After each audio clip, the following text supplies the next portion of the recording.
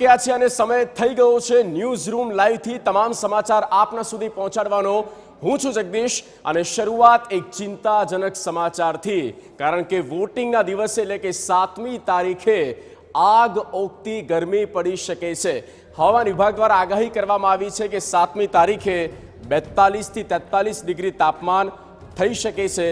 અમદાવાદમાં 7મી મેના રોજ અને દીવ અને સુરતમાં હીટ વેવની આગાહી કરવામાં આવી છે।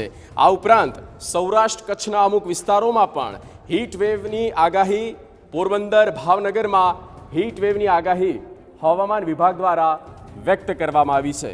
ગુજરાતવાસીઓ આગ ઓગતી ગરમી માટે હવે તૈયાર રહેવું પડશે કારણ કે પૂરા ગુજરાતમાં સૌરાષ્ટ્રથી લઈને ઉત્તર ગુજરાત અને દક્ષિણ ગુજરાત તમામ જગ્યા પર 42 થી 43 એટલે કે લગભગ 2 થી 3 ડિગ્રી તાપમાન વધી શકે છે। હવામાન વિભાગ દ્વારા આ ચિંતાજનક આગાહી કરવામાં આવી છે।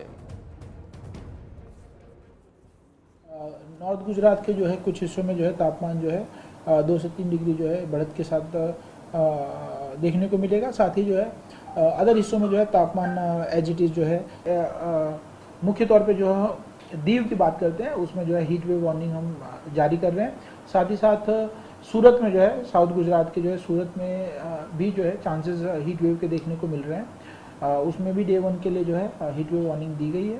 साथ ही अगर हम बात करें डे 2 ऑनवर्ड्स उसमें दीव जो है अगले 5 दिनों तक हीट वेव में रहने की संभावना है। साथ ही साथ पोरबंदर और भावनगर में डे 2 एंड डे 3 में जो है हीट वेव के चांसेस देखने को बन रहे हैं।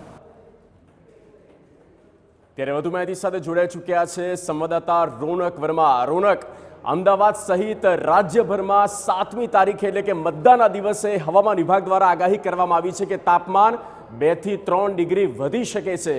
પૂરી વિગતો જણાવો, હવામાન વિભાગ દ્વારા શું કહેવામાં આવ્યું?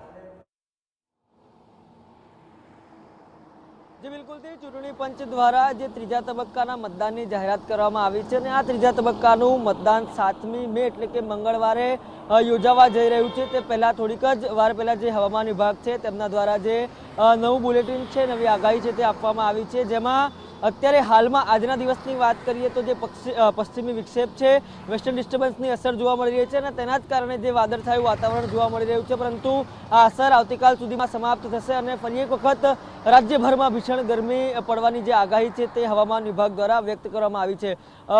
દરિયા કિનારાના વિસ્તારોની વાત કરવામાં આવે તો દીવ સહિતના જે વિસ્તારો છે ત્યાં આગળ હીટ વેવની આગાહી કરવામાં આવી છે। સુરતમાં પણ હીટ વેવની આગાહીની શક્યતાઓ જે છે તે વ્યક્ત કરવામાં આવી છે। આ ઉપરાંત અમદાવાદ, ગાંધીનગર અને ઉત્તર ગુજરાતની વાત કરવામાં આવે તો ત્યાં જે તાપમાનનો પારો છે તે 2 ડિગ્રીથી 3 ડિગ્રી ઉંચકાઈ શકે છે। એટલે કે હાલમાં જે 40ની આસપાસ જે તાપમાન જઈ રહ્યું છે તેનાથી વધીને 43 ડિગ્રીની આસપાસ જે તાપમાન છે તે જવાની જે આગાહી છે તે વ્યક્ત કરવામાં આવી છે। બીજી તરફ ચૂંટણીના વિશેષ વ્યવસ્થાપનની વાત કરવામાં આવે તો ચૂંટણી પંચ દ્વારા પણ વધુમાં વધુ મતદાન થાય તે પ્રકારની જે તૈયારી છે તે તો કરવામાં આવી છે, પરંતુ જે રાજકીય પક્ષો છે તેમના દ્વારા પણ વારંવાર એવી અપીલ કરવામાં આવી છે કે સવારના સમયે મહત્તમ મતદાન થાય, પરંતુ ચોક્કસથી ચૂંટણી પંચ હોય, હવામાન વિભાગ હોય, તમામ જે લોકો છે તે આ પ્રકારે સતત જે નિવેદનો છે તે કરી રહ્યા છે, વિનંતી કરી રહ્યા છે કે જે તાપમાન છે તે 42 થી 43 ડિગ્રીની આસપાસ રહેશે। આ ઉપરાંત હીટવેવ પર રહેશે એટલે કે મહત્તમ મતદાન છે તે સવારના સમયમાં થઈ જાય તે પ્રકારે પણ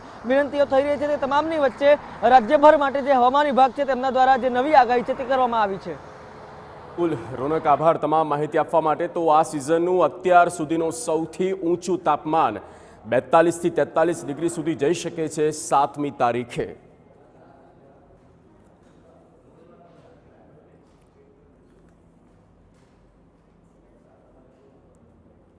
સમાચાર સુરતથી।